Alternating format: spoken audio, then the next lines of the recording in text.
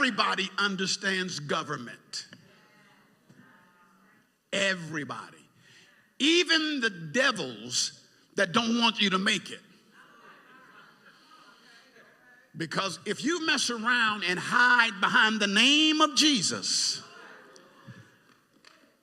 they tremble at the name. Because as long as you operate in the confines of his name, that's your structure, nothing can happen to you by hell or demons because they can't get past the name. But if his name is not your structure, you only use the name when you get in trouble. But if it's your structure, you walk in the name, you talk in the name, you live in the name, you function in the name, and that becomes your structure. Then you start learning God is not simply in it to be on your side. Because what are you going to do? This is a challenge. I know it's difficult. But what are you going to do when you're asking God to deal with your enemies?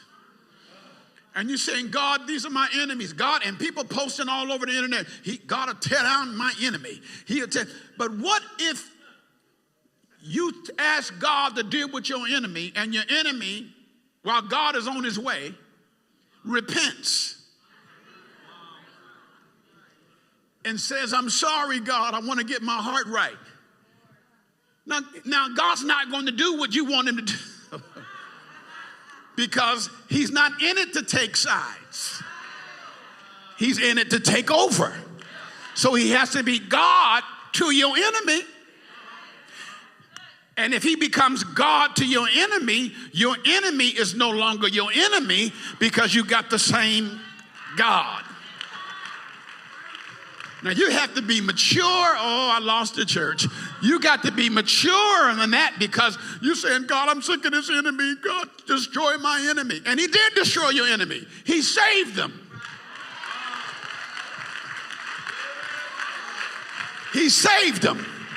And gave them a brand new disposition. And now when you see them, instead of them hating you, they want to hug you. But because you're not delivered, you said, I don't want to hug them. Now you're telling God you ain't ready for his government because you wanted God to take sides, but God is too big to take sides.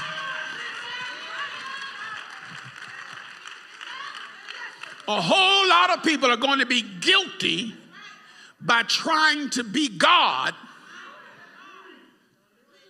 when you're not.